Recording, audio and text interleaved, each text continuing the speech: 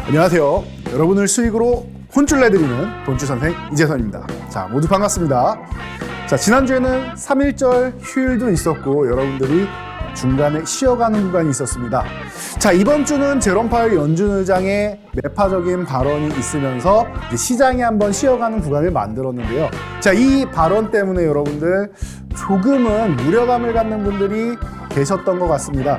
그런데 여러분들 너무 크게 좀 실망할 필요는 없다 정도로 말씀드릴게요. 자, 먼저 차트를 보면서 간단하게 말씀드리면은요. 최근에 어떤 흐름이었죠? 우리 시장은 코스피는 외국인이 13조에서 14조 원을 매수한 상황입니다. 자, 13조에서 14조 원을 매수를 했어요. 그리고 나서 뭐 하고 있습니까? 박스권 그리고 있습니다. 횡보하고 있어요. 박스권 이탈한 거 아닙니까? 라고 말씀하시는 분들 계실까봐 제가 미리 말씀드렸죠. 이 박스권 하단 이탈한다고 걱정하실 필요 없다. 실제 하단은 2400포인트고 이 구간은 흔들기는 나와도 지켜는 줄 겁니다 라고 설명드렸는데 여러분 어떻게 됐죠? 아랫골이 길게 달면서 저점 매수가 들어온 것을 우리에게 다시 한번 확인을 시켜준 겁니다. 그래서 지수가 상승하기 전에 위에 저항을 돌파하기 전에 보통 하단을 한번 흔드는 신호가 나올 가능성이 높다라고도 미리 말씀을 드렸었죠. 자, 그 흐름이 나온 이후에 어떻게 됐습니까? 반등이 나옵니다. 그리고 어제는 어떤 움직임이었어요? 제롬 파웰 연준 의장이 발언을 한 이후에 뭐 급락이 나오면서 뭐 3%, 4% 밀렸습니까? 아니죠. 우리나라 1%대 양호한 흐름에 쉬어가는 흐름. 그러니까 휴식이다라고 생각하시면 돼요. 자, 이 정도 보시면 되고, 그리고 이 2460에서 70포인트 사이 정도 구간이 오늘 선물 옵션 만기일이죠. 이 위에 구간이 살짝 막혀 있어요. 그러다 보니까 수급적인 측면에서도 옵션 포지션 자체가 막혀 있기 때문에 그런 것이고, 오늘 만약에 콜옵션 매수가 100억 이상 콜옵션 매수가 들어온다라고 하면은 돌파 시도를 할 수도 있겠죠. 가능성을 조금은 만들 수 있습니다. 그런데 오전장부터 이렇게 100억 이상 강력한 매수가 들어오지 않으면은 넘어가는 건 사실 쉽지는 않아요. 그럼 올라가 봐야 이 구간이에요. 2460에서 70 구간. 이 정도고 내려가 봐야 2400 흔들기 정도밖에 안 된단 말이에요. 이해되시겠죠? 이 사이에서 움직일 거고 아래보다는 윗방향을 저는 보고는 있는데 여러분들도 오늘 선물 옵션 만기일이기 때문에 변동성이 강해진다라고 얘기하는 사람들이 굉장히 많을 겁니다. 이번 만기는 변동성이 강한 만기가 아니에요. 그러니까 여러분들 그렇게까지 크게 신경 쓸 필요는 없다. 변동성 제한적으로만 움직일 거다 정도로 보시면 됩니다. 기껏 위로 올라가 봐야 1%에서 1.5% 아닙니까? 정말로 콜옵션 매수 100억 이상이 들어오면서 한 200억, 300억 이렇게 들어오면서 정말 돌파해봐야 기껏 해봐야 2%인데 2% 움직이기 쉽지 않다. 아래쪽으로도 마찬가지고요. 기껏 해봐야 1%대 안쪽에서 움직이는 거예요. 그러니까 변동성 제한적이니까 그냥 사전적으로 무조건 선물 옵션 만기만 되면은 만기일에는 변동성이 강해집니다. 여러분 이거 다 옛날 얘기입니다. 우리나라 선물 옵션 시장 규모가 옛날 같지 않아요. 그러니까 과거를 생각하고 잘 모르는 분들이 그냥 무조건 변동성이 강화되고 이렇게 말씀하시는데 조금만 공부하시면 알 수 있습니다. 지금은 변동성 강한 구간 아니라는 거. 그러니까 걱정할 필요가 없다. 여러분들이 시장이 걱정되시면 어떻게 하셔야 되죠? 저희 노란톡 입장하셔야죠. 지금 하단에 QR코드 나오는 쪽에 카메라 어플 켜시고 갓만 대시면 돼요. 그리고 영어 링크 터치하고 4989 잘 사고 잘 사는 방법 저희가 알려드리고 있죠. 어디서? 노란톡에서 말이죠. 자, 여러분 시장이 걱정된다? 다 올려드리잖아요. 체크포인트까지 해서 딱 올려드리죠. 지금 시장이 어떻게 되고 있다?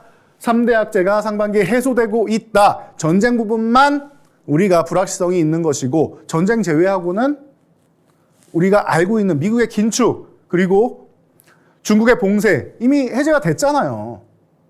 그럼 여러분들 걱정할 필요가 없단 말이에요. 뭐 양회에서 경기부양책 나온 게 조금 기대감 못 미쳤다? 부동산 쪽이 못 미친 거지. 경제 성장 쪽으로는 충분히 나왔어요. 그런데 언론만 믿고 부동산 쪽 대책이 좀 부족했다라고 얘기하는 부분, 그런 부분은 일부분이죠. 그럼 일부 업종만 여러분들이 제한적으로 보시면 되고, 그리고 잘 생각해 보세요. 부양책을 한 번만 내고 맙니까? 부양책은 연달아서 내요. 우리나라도 1차, 2차, 3차, 4차 코로나 때 잘 생각해 보세요. 연속으로 내죠. 언제까지? 우리가 목표한 수준에 도달할 때까지. 그러면 중국은 어떻게 돼요? 최소 경제성장률 5% 이상을 찍을 때까지는 부양책을 계속 낸다는 거예요. 그럼 여러분들 이것도 걱정할 필요가 없다라는 거죠. 단기적인 부분만 보지 마시고 길게 보세요. 제롬 파월 연준 의장이 매파적인 의견했다? 그러면 최근에 비둘기파적인 발언을 한 적이 있습니까? 제롬 파월 의장은 제가 계속 말씀드리지만 굉장히 신중한 사람이다라고 보시면 돼요. 신중하다. 이게 어떤 뜻이냐면요. 줏대 없이 지표 나올 때마다 지표가 좋으니까 비둘기파적인 발언했다가 지표가 안 좋으니까 또 반대 발언을 했다가 지표가 반대일 수도 있겠죠. 요즘 같은 경우는 고용 지표 같은 경우는 좋게 나오면 매파적인 발언을 하니까. 그래서 제롬 파월 의장은 왔다 갔다 하는 사람이 아니고 본인이 목표한 수준까지 도달할 때까지 물가가 2%까지 도달할 때까지 목표 지수까지 도달할 때까지 이 사람은 그냥 매파적인 의견만 계속 낼 거예요. 그리고 나서 정말 그 수준에 도달하잖아요. 그럼 갑작스럽게 누구보다 비둘기파적인 입장으로 돌아설 수도 있는 사람이에요. 우리가 2년 전 잘 생각해 보자고요. 연준 의장 뭐라고 했습니까? 고용이 최대 고용에 도달할 때까지, 그리고 이 최대 고용을 아직 믿을 수 없으니까 유지될 때까지 보겠다. 인플레이션 우리가 잡을 수 있다. 잡았습니까? 못 잡았죠. 그럼에도 불구하고 고집스럽게 고용 쪽을 계속 얘기하면서 비둘기파적인 발언을 했단 말이에요. 2021년 말까지요. 그리고 나서 2021년 정말 말부터 전혀 다른 사람이 된 것처럼 누구보다 매파적으로 돌아서 가지고 가장 강력하게 금리 인상을 펼친 사람입니다. 이해가 되시겠죠? 이번에도 마찬가지예요. 왜 매파적이냐? 이 사람은 원래 한 번 주장을 펼치면요. 자기 목표치에 도달할 때까지는 다른 건 보지도 않습니다. 딱 이렇게 보는 사람이에요. 이렇게 딱 이것만. 옆에 있는 거 보지도 않어요. 이렇게 해요. 이렇게. 이해되시겠죠? 다른 비둘기파적인 상황이 나왔다? 고려는 하겠다. 근데 난 아직 이것만 본다. 내가 가는 길, 마이웨이, 이거밖에 안 보이는 사람이에요. 이해가 되시겠죠? 그러니까 이 부분에 대해서 너무 과도하게 생각하실 필요 없어요. 미국장도 그렇게 반응을 안 하는데 굳이 우리나라장이 반응해야겠습니까? 자, 그래서 어제 보면은 코스닥 같은 경우 어땠습니까? 밀리지도 않았습니다. 언제 조정을 받아도 이상할 게 없는데 분명히 핑계대면서 성장주들 그러면 또 한번 밀리겠구나 생각하신 분들 전혀 아니죠. 전혀 아니죠. 코스피 살짝 쉬었다? 코스피는 지금 박스권 하단 구간에 그냥 있다가 반등 좀 나오고 살짝 되돌림. 그리고 만기 영향력으로 되돌림. 자연스럽잖아요. 만기 상단 부분에 도달했으니까 살짝 쉬는 구간. 그럼 오늘 약간 강보합권 수준에서 소폭 상승 정도 나오면은 가장 적절한 수준이 될 수 있는데 한 1% 정도 상승 나오면 가장 베스트고요. 될 수 있는데 요거는 그냥 장중에 지켜보면서 판단하시면 돼요. 중요한 건 오늘 종가지수가 어떻게 되든 크게 의미 없다. 큰 흔들림이 나오지 않는다라는 것만 여러분들이 생각하시면 된다라는 겁니다. 자, 그리고 코스닥 방금 말씀드렸듯이 너무 좋죠? 그럼 여러분 어떻게 하셔야 돼요? 코스닥에 집중하시면 되는 거예요. 뭐가 어렵습니까? 답은 나와 있잖아요. 지금 코스피는 박스권. 그러면은 대형주 갑니까? 못 가요. 왜 대형주예요? 코스닥 지목하면 되잖아요. 대형주도 코스닥 대형주로 하시면 되는 거고. 코스닥 중소형주 그리고 코스피에서도 중소형주는 순환매가 계속 나오고 있습니다. 여러분들의 수익을 계속 불려주고 있단 말이에요. 잠시 후에 또 보실 텐데 엄청난 돈줄 종목들, 우리 이 시간에 여러분들께 공개해드린 종목들, 그리고 저희 교육방에서 노란톡에서 교육해드린 종목들 어마어마한 수익률을 올리고 있지 않습니까? 여러분들이 따라만 오시면 되는 거고요. 교육받으신 내용을 실천만 하시면 되는 거예요. 교육받은 내용을 머리로만 알고 혹은 내가 겁이 나서 지금 내 종목을 혹은 매도하지 못해서 실천을 못했다? 그런 게 제일 문제가 되는 거예요. 실천하는 자세가 중요해요. 소크라테스가 그랬죠. 지행하빌설. 알면서 행하지 아니하면 참된 알미 아니다. 동양에도 양명학이 있지 않습니까? 태계 이황도 말씀하셨고. 실천하는 게 중요한 거예요, 여러분. 알고 있는 것을 실용적으로 실천할 줄 알아야 됩니다. 여러분들은 지금 많이 배우셨어요. 그리고 지금은 그냥 배우기만 하는 시점이 아니라 수익을 바짝 끌어올려야 되는 시점입니다. 그러니까 두려워하지 마시고 포트폴리오 조금 소외주를 갖고 있다, 조금이라도 소외돼 있다, 교체해가지고 지금 강력한 종목으로 내가 손실 보고 있다, 교체하시면 더 빠르게 회복하실 수 있습니다. 이런 종목으로 여러분 지금 교체를 하셔야 되는 거예요. 어디서 알려드린다? 저희 노란톡에서 알려드리고 있다. 이 시간에서 짧은 시간이라서 다 말씀 못 드리는 내용들 항상 교육해드리고 있죠. 여러분들 입장하시면 지금 시장 불안하지 않습니다. 지금 시장도 수익이 폭발하는 종목들이 속출하고 있습니다. 오늘도 이런 종목들 이 시간 끝나고 방송 끝나고 교육해드리고 장중에 교육해드릴 테니까 지금 바로 입장하시기 바랍니다.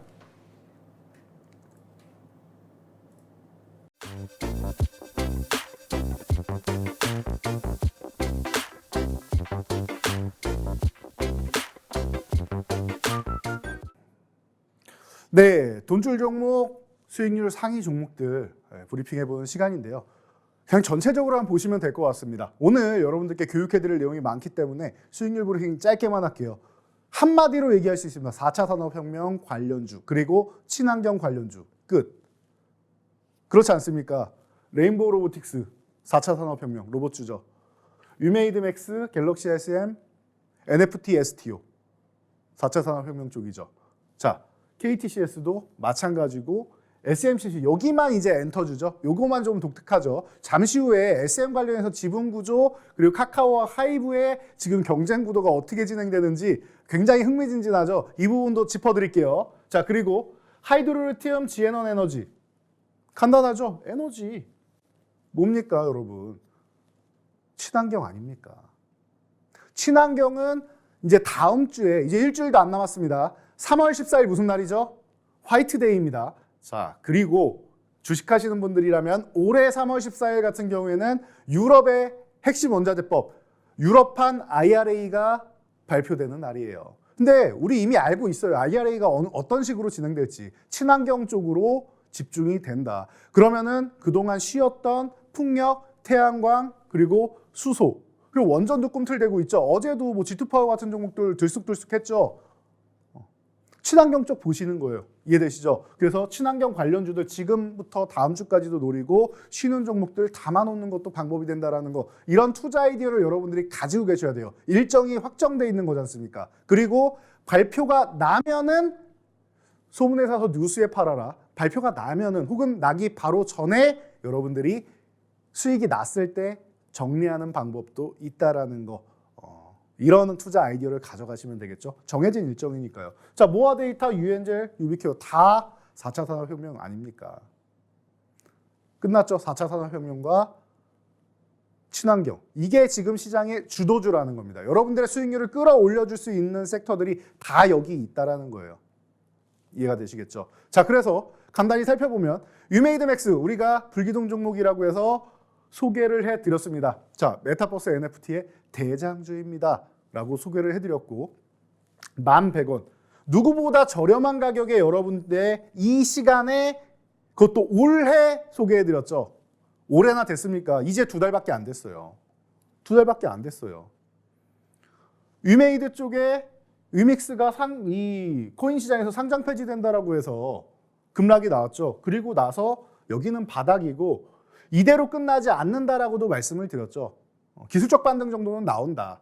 그래서 어떻게 됐습니까? 재상장 이슈까지 나오고 하면서 유메이드맥스 120% 상승률. 올해나 걸렸습니까? 한 달도 안 걸렸습니다. 한 달도 안 걸렸어요. 120% 올라오는데. 어마어마한 수익률 아닙니까? 여러분들이 이런 수익률을 잡아가시기 위해서는 이 시간에 집중을 하셔야 되고 오늘도 저희가 돈줄 포트폴리오 구성해드리는 거 집중해서 보셔야겠죠. 자, 그래서 이 종목들 오늘도 이 방송이 끝나면은 짧은 40초짜리 쇼츠 영상을 통해서 여러분께 매매 타이밍 그리고 대응 전략 다 올려드립니다. 어디서? 저희 노란톡에서요. 지금 바로 입장을 하셔야 되고 그리고 여러분들 나는 이렇게 카메라 어플 켜고 이런 거 귀찮아서 잘 못하겠다 하시는 분들 분명히 계실 겁니다. 그런 분들은 위에 문자로 보내세요. 핸드폰 켜시고 받는 사람에다가 샵 3989 누르세요. 그리고 내용에다가 이재선 혹은 돈줄 선생 이렇게 치시면은 이 시간에만 해당됩니다. 지금 방송 끝나기 전까지만 문자를 보내시면 돼요. 받는 사람 번호가 샵 3989입니다. 자, 해서 문자를 보내주신다라고 하면은 저희가 친절하게 또 안내 드립니다. 그래서 입장하실 수 있도록 그리고 교육받으실 수 있도록 진행해 드리니까 참고하시고요. 자, 갤럭시 SM도 마찬가지입니다. 우리가 불기둥 검색기를 통해서 여러분들께 이렇게 포착을 해드렸습니다. 돈줄 선생의 저항 돌파 불기둥 검색기에 포착이 된 종목이죠. 얼마에?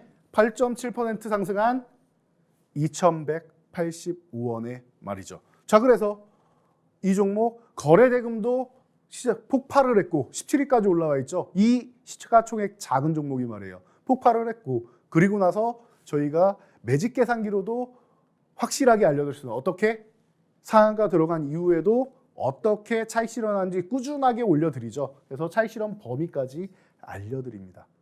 어디서? 저희 노란톡에서 교육을 해드리고 있단 말이죠. 장중에도 실시간으로 이렇게 여러분들께 대응 전략까지 알려드린단 말이에요. 얼마나 좋습니까? 매매에 대한 여러분들의 기준이 아직 세워져 있지 않다? 저희가 기준도 명확하게 제시해드려요. 장중에 노란톡에서 말이죠. 여러분들이 이런 교육을 받으셨다라고 하면은 이 종목을 내 포트폴리오에 담아 놓을 수 있는 겁니다. 담아 놨다라고 하면 어떻게 돼요? 바로 상한가 직행하면서 93.59%라는 어마어마한 수익률이 또 발생을 한 거죠. 올해나 걸렸습니까? 3주도 안 걸렸습니다. 3주 정도 걸렸습니다. 올해 한 달도 안 걸린 거잖아요. 너무나도 좋은 수익률을 우리에게 안겨주고 있죠. 자, 그리고 마지막으로 유비케어. 제가 여러분들이 이제 CES 관련주를 보실 때, 나는 관련주를 놓친 것 같아. 로봇주 저렇게 막 날아가고 하는데 아직 내가 잡지를 못했는데 어떡하지? 지금이라도 들어갈까 하시는 분들, 근데 난 비싸서 못 들어가겠어 하시는 분들, 고민하지 말고 아직 안 오른 관련주를 보시면 된다. CES에서 핵심 섹터들 아직도 많이 남아있다라고 여러분들께 교육을 진행해 드렸습니다. 그 중에 유비케어였죠. 제2의 핑거 스토리가 될 수도 있는 기업이다라고 이렇게 방송에서 알려드렸는데요. 자, 이 교육해 드릴 때 가격이 4,895원이었습니다. 자, 보시면은 이 5,000원 구간, 이 구간을 넘어가기 전에 넘어가려다가 실패, 넘어가려다가 계속 실패하죠. 돌파 시도하고 아래 흔들기 한번. 제가 우리나라 지수도 출발하기 전에 고의적으로 하단을 한번 흔들고 물량을 털고 가는 경향이 있다라고 말씀드렸습니다. 종목 또한 마찬가지예요. 5,000원 아래로 고의적으로 한번 내려서 물량을 털고 갈 수 있다. 그러니까 여러분들 5,000원 회복할 때 들어가시고, 만약에 아래로 내려가면은 대응선 정해가지고 여러분들 분할로 밀릴 때마다 모아가시면 된다. 그리고 5,000원 회복될 때 물량을 실어서 가시면 됩니다. 라고 소개를 해드린 종목입니다. 그래서 어떻게 됐죠? 유비케어 불기둥 검색기에도 이렇게 포착이 되었습니다. 돈줄 선생의 불기둥 검색기 얼마나 유용한지 여러분들이 아실 수가 있겠죠. 자, 그리고 유비케어는 바로 54.44%. 잠깐 뜸들이고 살짝 올라서 힘을 모으더니 바로 급등 올라서 여러분들께 굉장한 수익률을 안겨드린 종목입니다. 명확하게 7,500원 저항 구간입니다 라고 선을 미리 그어드렸는데 이 구간에서 정확하게 걸리고 있죠.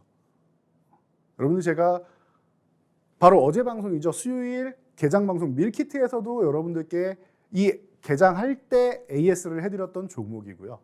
여러분들은 이런 수익률을 담아갈 수 있는 거예요. 올라가는 종목 나는 추격 매수하기 무섭다, 이렇게 바닥권에 있는 종목을 담아가시면 됩니다. 자, 그러면은 이미 오른 종목들만 보느냐? 아니죠. 우리는 포트폴리오를 오늘도 구성을 할 겁니다. 어떻게? 돈줄 종목들로 말이죠. 자, 그래서 첫 번째 돈줄 종목은 로봇 관련주를 소개해 드릴게요. 이 종목은 아직까지 시장에서 크게 주목을 받지는 못하고 있습니다. 그래서 수급이 들어오는 게 제일 중요해요. 수급이 들어오는 게 중요해요. 수급이 들어오지 않는다라고 하면 저희 교육방에서 지금 계속 순환해 드리는 이 종목들에 집중하시면 되고요. 수급이 들어오면 저희가 또 알려드리죠. 수급이 들어오면 어떻게 된다? 지금 여기 저항받고 있는 9,500원 구간, 이 9,500원 구간을 회복하는 과정이 나올 거예요. 자, 어제도 회복 시도하다가 실패를 했죠. 근데 최근에 거래대금이 없다가 이 9,500원 돌파 시도할 때 거래대금이 한 번씩 터지는 흐름이 나오고 있습니다. 자, 어제도 조금 늘었어야 되는데 안 늘었죠. 그러다 보니까 돌파 시도하기에는 좀 거래대금이 부족했던 겁니다. 자, 이 종목이 거래대금만 실린다라고 하면은 지금 이렇게 바닥권에서 모아놓은 이 힘을 분출하면서 바로 위에 저항 11,500원 정도는 어렵지 않게 올라갈 수 있다. 돌파해내면은 그 다음에 13,500원, 이렇게 2,000원 단위로 볼 수 있는 종목인데 충분히 가능성이 높은 종목입니다. 삼성전자랑도 긴밀한 협력이 있고 삼성에서 로봇에 지금 진심으로 투자를 하고 있죠. 그렇기 때문에 여러분들이 지금은 충분히 관심 가져볼 만한 로봇주를 하나 먼저 포트폴리오에 담아놓고 나머지 종목을 보도록 하겠습니다. 이 종목 궁금하신 분들 어디로 입장하신다고요? 저희 노란톡 입장하시면 됩니다. 위에 있는 문자 샵 3989 받는 사람의 샵 3989 치고 문자 내용에 이재선 적으시면 됩니다. 자세한 내용 지금 다시 한번 확인해 보고 가도록 하겠습니다.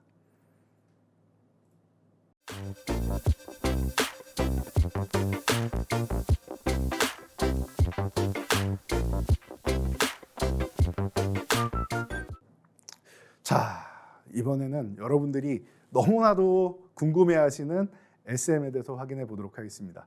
저희가 지난 11월 하순에 여러분들께 이렇게 올려드렸습니다. 63,400원 구간의 지금 SM 계속해서 7만 원을 돌파를 못하고 있는데 지금 너무나도 싼 구간이 아닌가 싶습니다. 왜?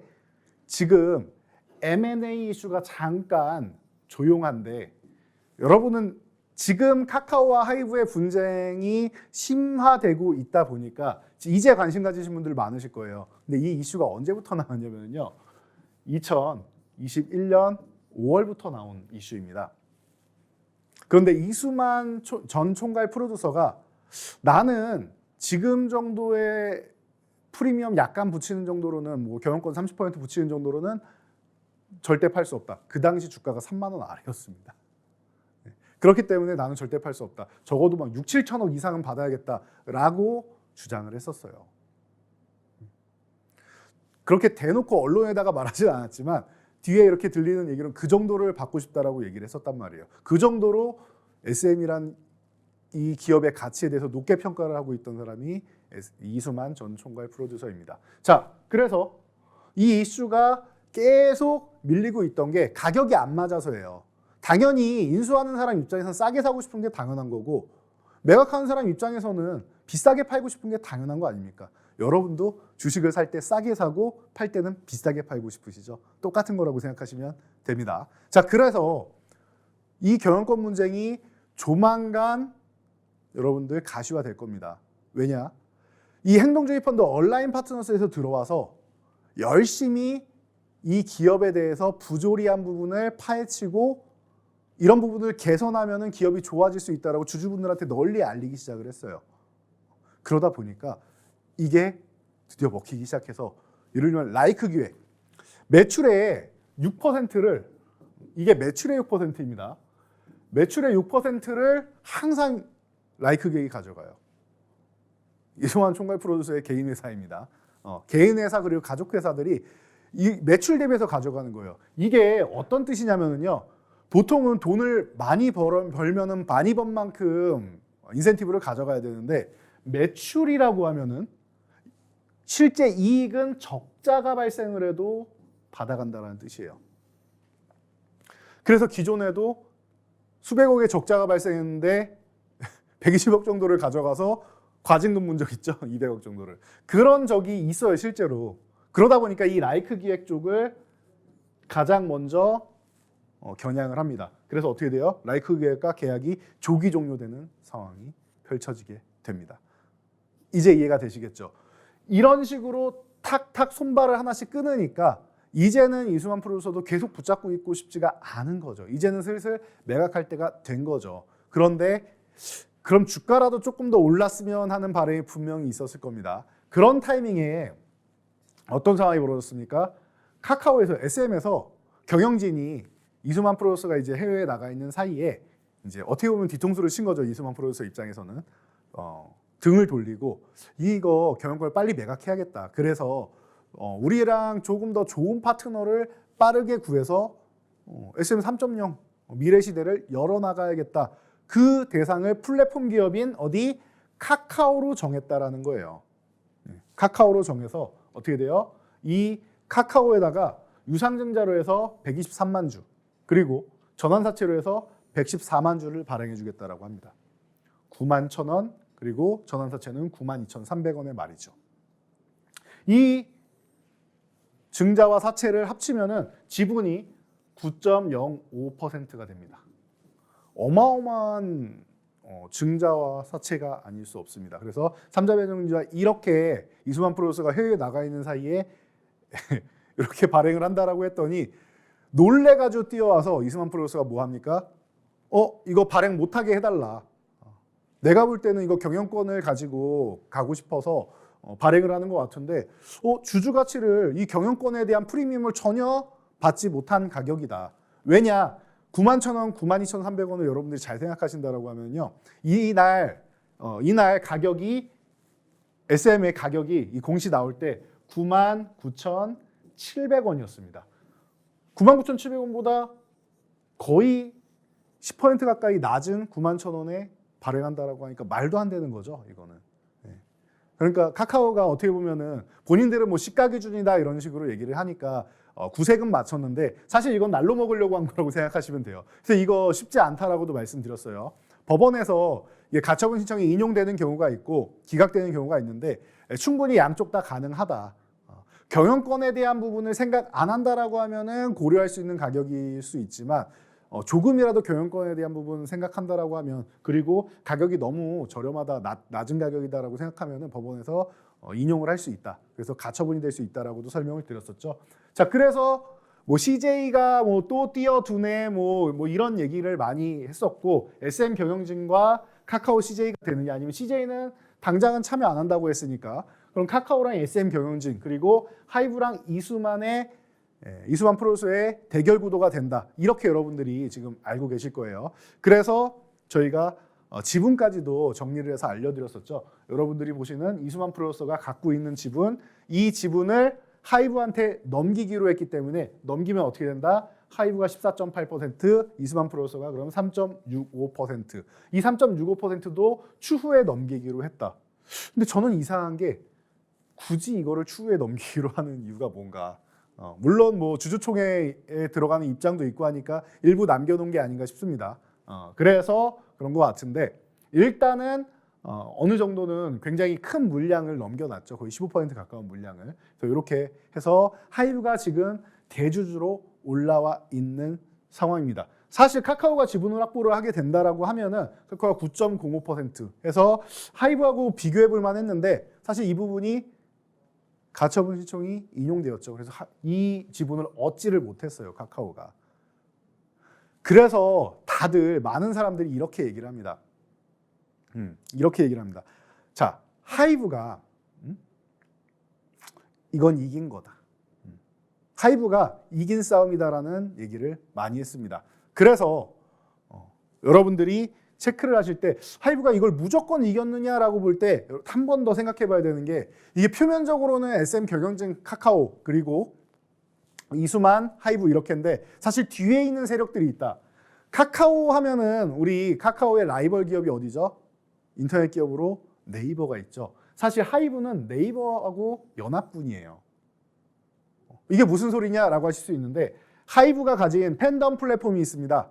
이 플랫폼을 보면 위버스를 보면은 이 위버스의 지분이 하이브가 51%, 네이버가 49%를 가지고 있어요. 이 위버스를.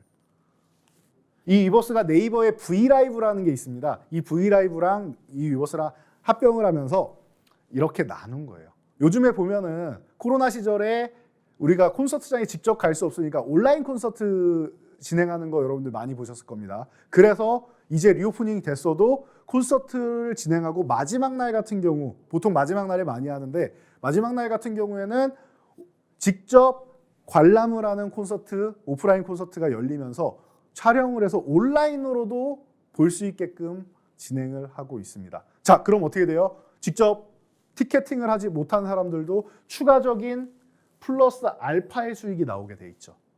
그래서 V라이브와 이 위버스가 어마어마한 역할을 지금 하고 있다는 겁니다. 자, 거기다가 네이버는 원래부터 YG에 9% 지분을 가지고 투자를 해가지고 지금까지도 사이좋게 잘 지내고 있습니다. 자, 그러다 보니까 이 위버스에 YG의 블랙핑크부터 시작해서 YG의 이런 그 가수들 그리고 YG의 콘텐츠들이 들어가 있다는 거예요. 자, 그러면 이렇게 연합군이 형성이 되어 있지요. 카카오는 그럼 혼자냐? 뭐 그런 건 아닌 것 같아요. SM 경영진하고 파트너고 온라인 파트너스는 카카오 쪽이 들어오는 것을 뭐 지금은 반기고 있는 것 같습니다. 왜냐? 이 하이브가 네이버라는 플랫폼 회사 기업과 협업을 통해서 발전해 나가는 것처럼 사실 플랫폼 기업하고 이 SM이 가지고 있는 여기 하이브의 위버스가 있다라고 하면은 이 SM에는 버블이라는 플랫폼이 있죠. 그래서 이 버블이 건재한 상황이다라는 거. 자, 그래서 그러면 이게 다냐라고 보면은 사실 여기 4대 엔터 중에서 JIP가 하나 남아 있죠. JIP는 특정 부분에 편을 들거나 하진 않아요. YG도 지금 수면 위에 나서거나 그러진 않죠. 그런데 YG는 네이버와 함께 하이브 쪽에 있는 것처럼 JIP는 이 버블에 소속돼 있습니다. 네, JIP 소속 가수들은 버블에 들어가 있어요. 이 버블 플랫폼에. 그렇기 때문에 사실 JIP는 사실 여기 카카오 편에 가깝지 않나라고 여러분들 볼 수가 있고요. 그래서 이게 잘 뜯어보면 굉장히 재밌다. 지분 구조 외에도 이 대결 구도가 참 재밌다라는 말씀을 제가 많이 드립니다. 자, 그래서 지금 이런 상황에서 대결 구도가 펼쳐지고 SM은 어떻게 됐습니까? 154.26%나 올라간 상황이죠. 왜 이렇게 됐어요? 어제 15만 원 위쪽으로 넘어왔는데 카카오에서 뭘 했습니까? 9%, 9.05% 지분을 획득하는데 실패하니까 안 되겠다. 우리 공개 매수하겠다. 하이브에서 12만 원 공개 매수한 거 어떻게 됐습니까? 실패했습니다. 왜 실패했죠? 12만 원보다 주가가 높았으니까 12만 7,600원. 여러분이라면 7,600원 손해 보고 12만 원에 팔겠습니까? 아까 제가 말씀드렸죠. 누구나 주식을 싸게 사고 싶고 비싸게 팔고 싶어 해요. 그런데 굳이 7,600원 싸게 팔고 싶은 사람이 어디 있냐고요. 주가가 이렇게 끝났으니까 굳이 12만 원에 팔 사람은 없단 말이에요. 12만 원에 판 사람이 있긴 합니다. 그룹 중에 갤럭시와 SM이 0.96%를 이제 넘겼는데 그거는 본인 지분이 1% 가까이 되다 보니까 시장에다 그냥 던지면은 이제 시세가 한번 꺾이거나 할 수 있겠죠. 그래서 이 공개 매수를 이용해서 매각을 한 거고요. 자, 그래서 어떻게 됐느냐? 하이브 같은 경우는 공개 매수를 하자마자 이렇게 대량 매수가 16일 날 한번 들어오고 이렇게 28일 날 한번 이렇게 대량 매수가 들어옵니다. 그래서 16일 날 뭐 이런 얘기가 있죠. IBK 판교점에서 대량 매수가 들어왔는데 이게 카카오 아니냐 이런 얘기가 있었는데 카카오는 아니었던 것 같아요. 금감원이랑 대대적으로 수사에 들어갔는데 카카오가 문제를 일으켰다라는 건 없습니다. 이날은. 그럼 카카오는 언제? 마지막 날이죠. 28일 날 종가 관리한 거죠. 어떻게 보면은. 이날 105만 주를 매수를 해요. 카카오가. 105만 주. 또 카카오와 카카오 엔터가 함께 지분을 매수했고 지금은 5%가 되면 지분 신고를 해야 되니까 5% 약간 안 되게 4.9%대의 지분만 이날 싹 매수해가지고 이 종가 12만 7,600원을 만들어 놓은 겁니다. 공개 매수 실패했죠, 하이브가. 그러면은 하이브는 경영권을 위해서 공개 매수해서 40%까지 40%까지 지분을 확보한다는 이 계획이 무산이 되었습니다. 무산됐죠. 그래서 이번에 카카오가 얘기한 게 이 15만 원. 벌써 넘어가서 이것도 성공할지 못할지 모르겠는데 15만 원의 공개 매수를 신청을 했습니다. 카카오가 17.5%, 카카오 엔터가 17.5%, 합치면 35%죠. 제가 거의 5% 약간 안 되는 4% 후반대, 거의 5% 됩니다. 자, 그래서 카카오가 이미 지분을 획득한 상황이고 그 정도를 획득한 상황이고 여기서 35%를 획득하면 어떻게 돼요? 40%에 근접하죠. 그러면은 하이브가 목표했던 40%를 이제 카카오가 가져가게 되는 거예요. 성공하게 된다는 말이죠. 그래서 저희가 여러분들께 온라인 교육을 해드릴 때 계속 강조해드렸던 게 하이브의 이 12만 원 공개 매수도 카카오가 날로 먹으려고 했던 거 욕하면서 본인들은 12만 원이라고 했는데 그때 주가가 이미 10만 원 구간이었단 말이에요. 그래서 제 생각에는 이 종가가 10만 원 아닙니까? 제 생각에는 경영권 프리미엄을 20% 붙인다? 그것도 경영권 분쟁이 붙은 상황에서 이것도 날로 먹으려고 하는 거라서 이거 안 될 겁니다라고 말씀드렸어요. 제가 볼 때 카카오는 이 카카오 하이브가 공개 매수를 할 거면은 최저 가격이 15만 원이 될 거고요. 높게 잡으면 그래도 18만 원보다는 조금 아래가 되지 않을까. 17만 원대 정도까지는 되지 않을까. 요 정도까지를 제가 말씀을 드렸어요. 그래서 15만 원에서 17만 원대 요 정도 18만 원 아래 미만 정도가 되지 않을까 싶은데 뭐 과열되면 이것도 넘어갈 수도 있겠죠. 그래서 그러면은 이 정도가 되면은 주가는 그러면 잘하면 20만 원도 한번 도전해 볼 수 있지 않을까 싶습니다라는 말씀을 드렸었는데, 여러분들 제가 이 얘기를 거의 한 달 내내 하고 있기 때문에 이제는 귀에 못이 박히도록 들으셨을 거예요. 오늘 처음 들으신 분이 있다고요? 그러면은 이 풍문으로 들어서 목요일 방송을 처음 들으신 분이고요. 저희 노란톡방에 아직 안 들어오신 분인 겁니다. 교육을 받으셔야죠. 온라인 교육해드리고 저희가 글로도 설명해드리고 계속 설명드리고 있지 않습니까? 여러분들 이런 디테일한 설명, 그리고 방송에서 아직 다 하지 못한 여러 가지 부분들이 있어요. 그런 부분까지 여러분들께 교육을 해드리고 있으니까 여러분들이 꼭 참여하셔가지고 특히나 이 SM 관련해서 나는 아직 수익을 못 봤는데 어떻게 하나 고민되시면 지금 입장하시면 돼요. 지금 입장하셔가지고 교육을 받으시면 지금도 기회는 남아 있습니다. 어떤 기회가 남아 있는지 돈줄 종목으로 한번 확인을 해볼게요. 자, 두 번째 돈줄 종목입니다. SM 관련주예요. SM 관련 자회사고요. 이미 저희는 이 종목으로 50% 이상 수익을 여러분들께 올려드렸습니다. 그런데 저는 말이죠, 50% 이상의 수익이 나온 이후에도 지금도 기회가 되지 않을까 싶어요. 지금도 이 핵심 자회사는 기회가 되지 않을까 싶습니다. SM이 SK텔레콤과 자회사 지분을 수합하면서 우리 서로 협력 관계를 하자 했던 핵심 자회사가 바로 이 기업입니다. 그래서 이 기업 같은 경우는 여러분들 기존에도 소개해 드렸으니까 짧게만 설명을 드리고 가면 될 것 같아요. 그래서 이 기업 핵심 자회사 지금도 저는 관심 가져야 된다고 보고 있고요. 자, 또 하나 핵심 자회사 중 하나인데 이 기업은 제가 조금 전에 설명드렸습니다. 버블이라는 팬덤 플랫폼이 있다. 이게 우리나라를 양분하고 있어요. 위버스하고 버블이.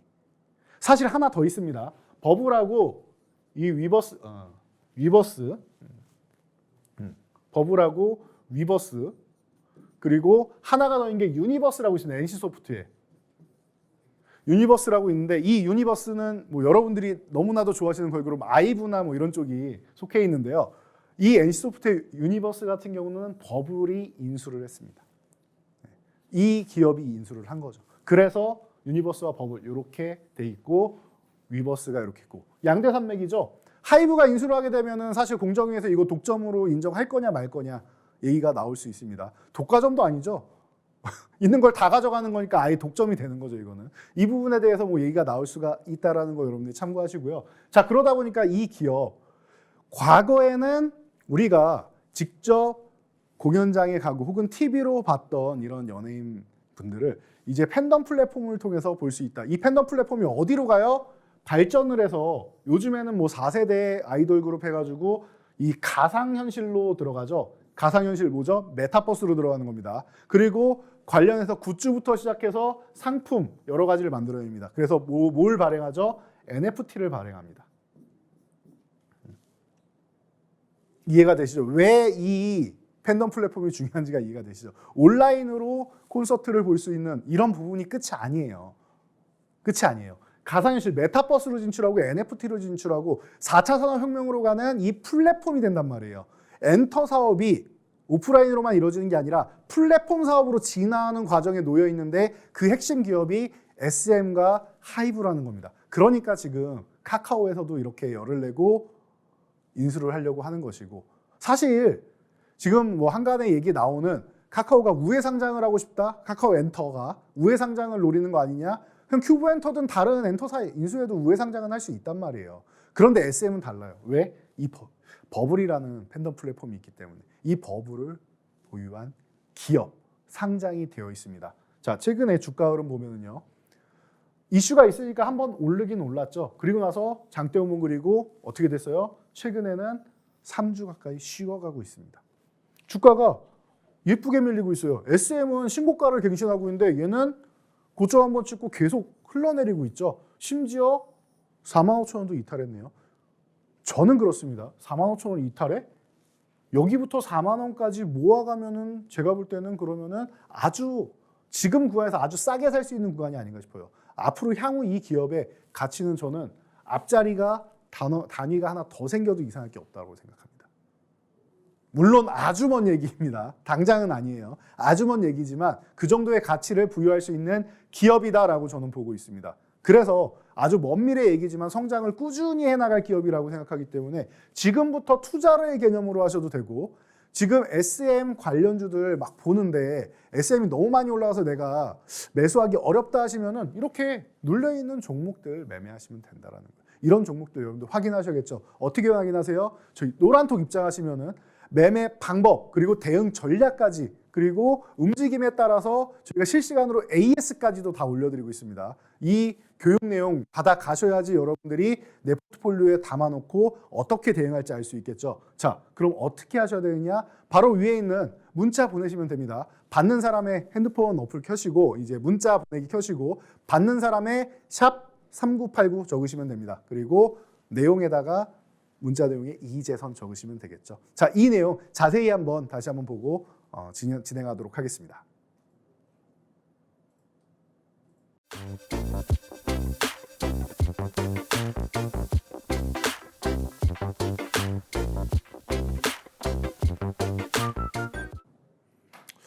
자, 여러분 시간이 얼마 남지 않았습니다. 자, 그래서 여러분들 제가 친환경 관련주는 아까 여러분들 수익률표 볼 때 말씀드렸죠. 친환경 관련주 저희가 노란톡방에서 교육해 드릴 거니까 입장에서 확인하시고요. 자, 바이오주 지금 시장이 조정 구간이 되고 있다라고도 말씀드렸습니다. 특히 코스피 시장 같은 경우는 충분히 쉬어가고 있죠. 자, 이런 구간에 돌입하게 되면은 우리가 한 번씩 바이오주들이 꿈틀꿈틀 거려요. 저희가 에클론 같은 경우도 말씀드리고 지금 상당한 수익률, 높은 수익률을 올려드리고 있고, 그리고 나서 이 HLB 같은 경우는 새해 유망주고, 여러분들 내가 지금 손실이 작년에 너무 커가지고 지금 꼼짝달싹 못하겠다라고 하면은 일부는 여러분들 정리하셔서 이 종목으로 바꾸면은 원금 회복을 시켜줄 원금 회복주입니다라고 제가 소개를 해드렸어요. 기억나실 겁니다. 자, 이 원금 회복주 어떤 움직임이 있었는지 한번 보자고요. 자, 소개해드릴 때 28,300원에 소개를 해드렸습니다. 배당락까지 나오고, 그래서 연초에 여러분들께 소개해드렸죠. 이렇게 너무나도 싸게 내려와 있습니다, 여러분. 너무나 싸게 내려와 있습니다. 어디서부터 내려왔어요? 54,000원 돌파 시도한 이후에, 이때가 언제요? 추석 다음 날입니다. 추석 다음 날. 왜? HLB는 리보세라님이라는 표적 항암제 이걸 가지고 지금 위암 치료제, 간암 치료제 비롯해서 지금 이미 인상이 완료가 되었죠. 비롯해가지고 선약 낭성암도 지금 굉장히 좋은 지표를 만들고 있고, 중국에서 이미 240여 가지의 이 3년 이제 4년 전이네요. 2019년에 240여 가지의 임상을 진행하고 있다. 그래서 여기서 잘 나온 것들만 뽑아가지고 글로벌 임상을 진행하겠다, 척후병으로 활용하겠다라고 진양권 회장이 발표를 했던 것, 여러분들 이 기업에 관심 있는 분들은 기억을 하실 겁니다. 저는 너무나도 생생하기 때문에 잘 알고 있는데요. 그중에 가장 먼저 글로벌 임상을 한 게 간암 치료제죠. 간암 치료제, 간암 1차 치료제. 단독요법이 아니라 중국 항서제의 캄렐리주맙과 함께 병용요법으로 진행을 했고요. 작년에 유럽조경학회 에스모에서 발표를 했는데 너무나도 잘 나왔습니다. 지금 현재 첫 번째 1옵션이 이제 아바스틴과 티센트릭의 이제 19개월인데 20개월을 못 넘어서 마의 20개월이라고 표현이 됐었어요. 기존에 그 넥사바나 2005년에 받고 굉장히 오랜 시간 동안 1차 옵션이었죠. 그 이후에 치료제가 잘 안 나왔었는데 렌비마 같은 경우도 13개월이고 13개월대에서 19개월만 올라온 것만 해도 굉장하다. 대신 20개월은 못 넘었구나. 마의 20개월이다라고 했는데 전체 생존기간을 이 리보세라닙 병용요법이 22.1개월로 마의 20개월을 돌파했습니다. FDA랑 사전 미팅을 했는데 이대로만 잘 준비하면 큰 문제가 없을 것 같다라는 얘기까지도 받았어요. 그래서 이 기업이 쉬고 있는데 이렇게까지 내려올 이유는 없다.